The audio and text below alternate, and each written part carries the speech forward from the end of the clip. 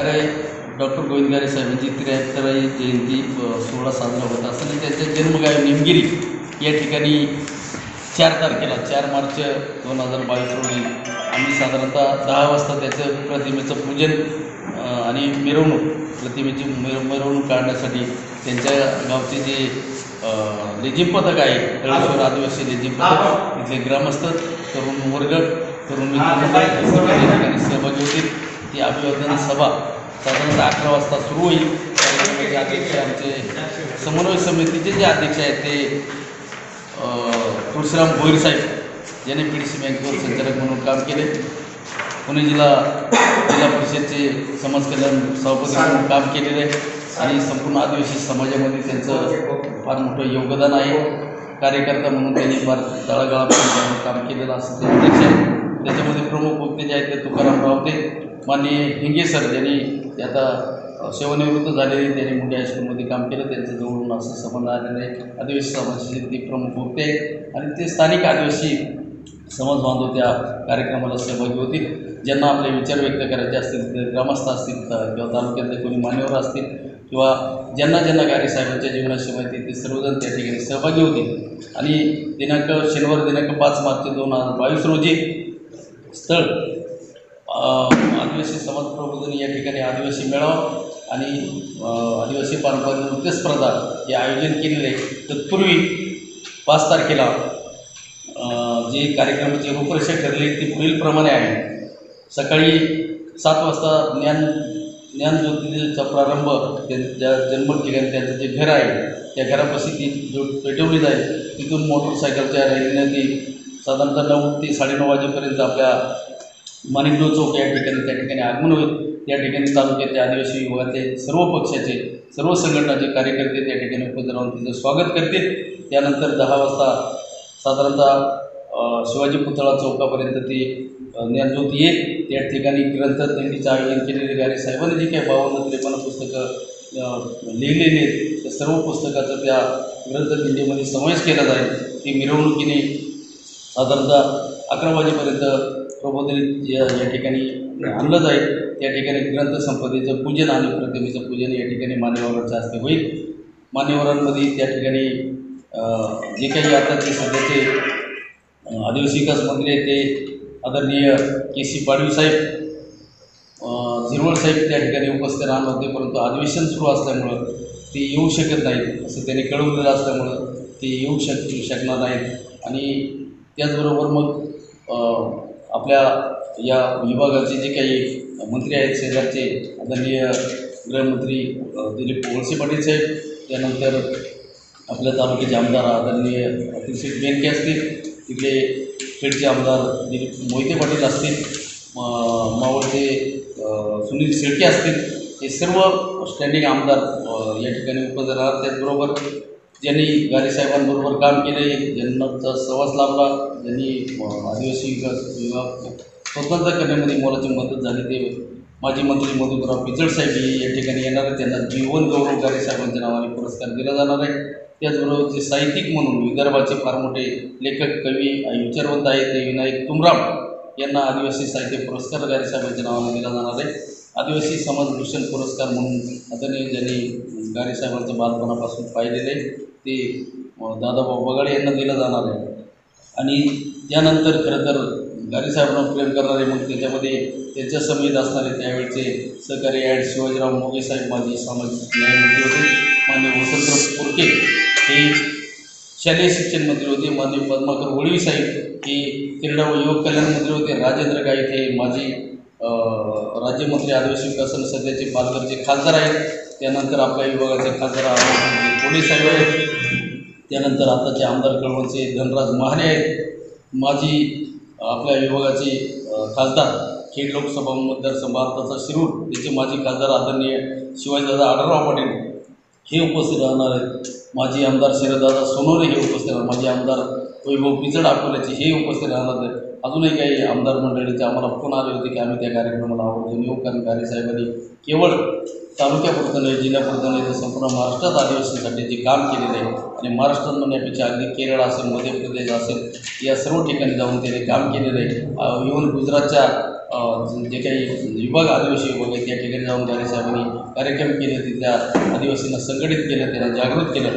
अशा स्वरूपाचा कार्यक्रम या ठिकाणी होणार आहे. आणि या कार्यक्रमाला आवर्जून आदिवासी विकास विभाग जे आहे त्या कार्यक्रमाचे आम्ही संयुक्त कार्यक्रम घेत आहोत. ते आदिवासी विकास विभागाचे म्हणजे गोडेगाव प्रकल्प कार्यालयाचे आदरणीय जे आता प्रकल्प अधिकारी कार्यरत ते बळवंत गायकवाड साहेब उपस्थित राहणार प्रकल्प अधिकारी म्हणून.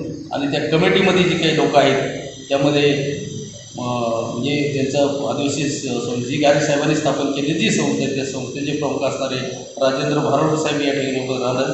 प्रकल्पस्तरीय कमिटीचे अध्यक्ष सुभाष मोरमारे, विजयराव आडारी, दत्ता गवारी, भाऊसाहेब साबळे, सुरेखा मुंडे, अर्चना वनगरे आणि जे काही ते कमिटीत लोक आहेत ते सर्वच आणि आदिवासी भारतात सर्व संघटनेचे पदाधिकारी, कार्यकर्ते, सरपंच, उपसरपंच, ग्रामपंचायत सदस्य सर्व या निमित्ताने उपस्थित राहणार आहेत. आपण सर्वांनी या गोष्टीमध्ये सहकार्य करावं.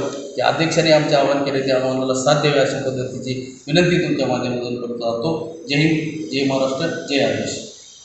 समन्वय समिती जुन्नर तालुका व एकात्मिक आदिवासी विकास प्रकल्प गोडेगाव यांच्या संयुक्त विद्यमाने आदिवासी साहित्य रत्न, थोर विचारवंत आणि आदिवासी समाजामध्ये पहिले IAS असणारे कैलासवासी डॉक्टर गोविंद गारे साहेब यांच्या 83व्या जयंतीच्या निमित्ताने 5 तारखेला जुन्नर या ठिकाणी आदिवासी पारंपरिक नृत्य स्पर्धेचा शुभारंभ मोठ्या प्रमाणावर होणार आहे. त्याच्या अगोदर 4 तारखेला डॉक्टर गोविंद गारे साहेब यांच्या जन्मगावी अभिवादन सभेचं त्या ठिकाणी आयोजन केलेलं आहे. या कार्यक्रमाकरता 5 तारखेला राज्याचे आदिवासी विकास मंत्री नामदार के.सी. पाडवी साहेब, त्याचबरोबर माजी आदिवासी विकास मंत्री नामदार मधुकररावजी पिचड साहेब आणि अनेक आजी माजी मंत्री या कार्यक्रमाच्या निमित्ताने उपस्थित राहणार आहेत. आपल्या माध्यमातून जुन्नर, आंबेगाव, खेड, मावळ तालुक्यातील सर्व समाज बांधवांना मी विनंती करतो की आपल्या अस्मितेसाठी ज्यांनी योगदान दिलेलं आहे, आज आदिवासी समाज ज्यांच्या माध्यमातून खरं तर जिवंत राहिलेला आहे, ज्यांच्या साहित्यामुळे आज आपण विविध ठिकाणी खरं तर आदिवासी समाजाच्या दृष्टीने आपण आपली भूमिका मांडू शकतो. अशा थोर विचारवंत आणि थोर महापुरुषाची जयंती आज आपण जुन्नर तालुक्यामध्ये आदिवासी समन्वय समितीच्या माध्यमातून आणि प्रकल्प कार्यालय गोडेगावच्या माध्यमातून उत्साहात साजरी करणार आहोत. तर या कार्यक्रमासाठी संबंधित सर्व समाज बांधवांनी उपस्थित राहावे ही विनंती. आज या ठिकाणी प्रथम मी आपल्या सर्वांना हात जोडून नम्र आव्हान किंवा नम्रतापूर्वक विनंती करतो का डॉक्टर गोविंद गारे यांच्या 83व्या जयंतीनिमित्त या ठिकाणी आपण जे पत्रकार मित्रांना बोलून मुलाखत घेण्यासाठी आलेलं त्याच्या मागचा आमचा उद्देश एवढाच आहे का ज्या डॉक्टर गोविंद गारेंमुळं हा समाज आणि समाजच नाही तर महाराष्ट्राच्या बाहेर जाऊन इतर राज्यांमध्ये गारे साहेबांनी जे आदिवासीचं संशोधन केलं आणि त्या संशोधनाच्या दृष्टीनं आदिवासीच्या चाली रीती त्याची जपणूक याचं पूर्ण संशोधन करून त्याची माहिती कलेक्ट करून मगाशीच उपाध्यक्ष आमच्या या कमिटीचे आदिवासी साहित्य समाज समिती जुन्नर याचे उपाध्यक्ष आमचे काळूदादा शेळकंदे यांनी गारे साहेबांच्या बाबतीत जे जे सांगितले त्याच्या दृष्टीनं गारे साहेब त्यावेळेला तत्कालीन मुख्यमंत्री माननीय शरदचंद्रजी पवार साहेब आणि आदिवासी विकास मंत्री मधुकरराव पिचड यांच्या सहकार्याने आदिवासीच्या बाबतीत महाराष्ट्रामध्ये जे संशोधन केले, मग ते वेगवेगळ्या विभागात असेल, मग त्या वेगवेगळ्या जाती असतील, पण ज्या आदिवासीमध्ये गणल्या गेलेल्या आहेत 47-48 जाती, त्या जातीच्या संदर्भात गारे साहेबांनी तळागाळात जाऊन संशोधन केलं. आदिवासीला कुठल्या याची गरज आहे, अर्थसहाय्याची गरज आहे किंवा त्याला मुख्य प्रवाहात आणण्यासाठी गारे साहेबांनी जे प्रयत्न केले आणि त्याला अनुसरून त्यावेळचे तत्कालीन मुख्यमंत्री शरदचंद्रजी पवार साहेब यांनी मान्यता देऊन महाराष्ट्र राज्याच्या आदिवासीच्या उन्नतीसाठी जो अर्थसंकल्प सादर करत असताना वेगवेगळ्या डिपार्टमेंटची परवानगी घ्यायला लागत होती. ती परवानगी न घेता त्या डिपार्टमेंटचं बजेट लोकसंख्येच्या आधारावर स्वतंत्र महाराष्ट्रात स्वतंत्र केल्याने तो पूर्ण अधिकार आदिवासी विभागाच्या मंत्र्याला दिला.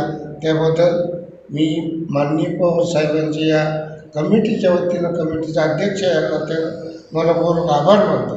आणि तत्कालीन आदिवासी विकास मंत्री मधुकररावजी पिचड यांनी त्या आदिवासीच्या वेगवेगळ्या योजना वेगळे ATC कार्यालय असेल, तुमचं प्रकल्प कार्यालय असेल, त्याच्या माध्यमातून त्या पातळीवर त्या आदिवासीच्या योजनेची माहिती आदिवासींना आर्थिक सहाय्य करण्याच्या दृष्टीने जो प्रोग्राम आखला ते सर्व हे गारे साहेबांच्या सूचनेनुसार किंवा मार्गदर्शनानुसार त्यावेळेला पिचड साहेबांनी ते करून दिलं.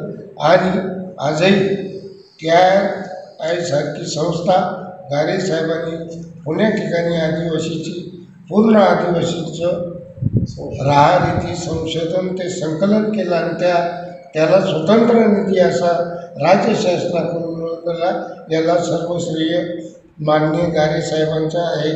आणि गारे साहेबांचा ज्या वेळेला माझा वैयक्तिक मी मड आदिवासीचा चेअरमन असताना सहवास लागला त्यावेळेला आम्हाला मड आदिवासी आदिवासी संस्था ही डबघाईला गेलेली असताना त्यांच्या मार्गदर्शनाखाली आम्हाला काही सूचना केल्या आणि त्या सूचना करत असताना त्यांची अंमलबजावणी करताना ट्रायबल सप्लायमार्फत ज्या योजना सहकार संस्थेतून आम्ही राबवल्या म्हणजे एखादी खरेदी असेल, घरात कोंडायला असेल, तुमचं गवत खरेदी असेल, अशा अनेक अधिकार त्या संस्थेला त्यावेळेला होते. ते गारे साहेबांच्या माध्यमातून आम्हाला माहिती झाली आणि त्याच्यातले काही अंश निर्णय आम्ही राबवले आणि संस्था ड वर्गाची वर्गात आणून ती संस्था नंतर इतर संस्थेने बरखास्त करून इतर 9 संस्था या निर्माण केल्या. त्यामुळं आम्हाला सहकाराचं असेल किंवा आदिवासीच्या राहरीतीची माहिती किंवा पूर्ण कल्पना संस्कृतीची गारे साहेबांनी करून दिली. ते मूळचे राहणारे निमगिरचे असल्यामुळं आदिवासी गावात आदिवासी पाड्यात काय चाललं आहे याचं त्यांनी सखोल अभ्यास करून आदिवासीची जी आता उपाध्यक्षांनी सांगितल्याप्रमाणे ग्रंथ निघाले त्याची 47 का 52 पुस्तकं साहेबांनी स्वतः लिहिली. त्याचे विचार जिवंत राहावे हा उद्देश आमचा आहे. गारे साहेब हे वैयक्तिक एका गारे कुटुंबाचे नसून ते तालुक्याचे नसून ते पूर्ण भारत देशामध्ये आदिवासीचं संशोधन करून ते प्रकाशित त्यांनी ते केलं. आदिवासीचं राहणीमान कसं असावं, आदिवासी कुठल्या बहुल भागात राहतो याचं पूर्ण संचिताने तयार करून ती सर्व समेट करून या ग्रंथरूपी पुस्तकामध्ये त्यांनी नमूद केले. त्याचे अशी अजरामर कीर्त ही जिवंत राहावी. गारे साहेब हे भारत देशामध्ये विमुख व्हावे ही आमची इच्छा आहे. त्या इच्छेनुसार आम्ही आजचा जो कार्यक्रम आम्ही त्यांच्या जयंतीचा त्यांच्या जन्मगावी 4 तारखेला जयंती करून या ठिकाणी ज्ञानज्योत असून त्यांच्या ज्ञानाचं प्रकाशन व्हावा हा आमचा उद्देश आहे. त्या उद्देशानं आम्ही या ठिकाणी हा कार्यक्रम केला आहे. तरी या कार्यक्रमाला समाजातील असो किंवा मोठे विचारवंत असो किंवा साहित्यिक असो या सर्वांनी या कार्यक्रमाला येऊन आम्हाला सहकार्य करावं अशी मी सर्वांना आव्हान करून नम्रपूर्वक विनंती करून या ठिकाणी थांबतो. जय हिंद, जय महाराष्ट्र, जय आदिवासी.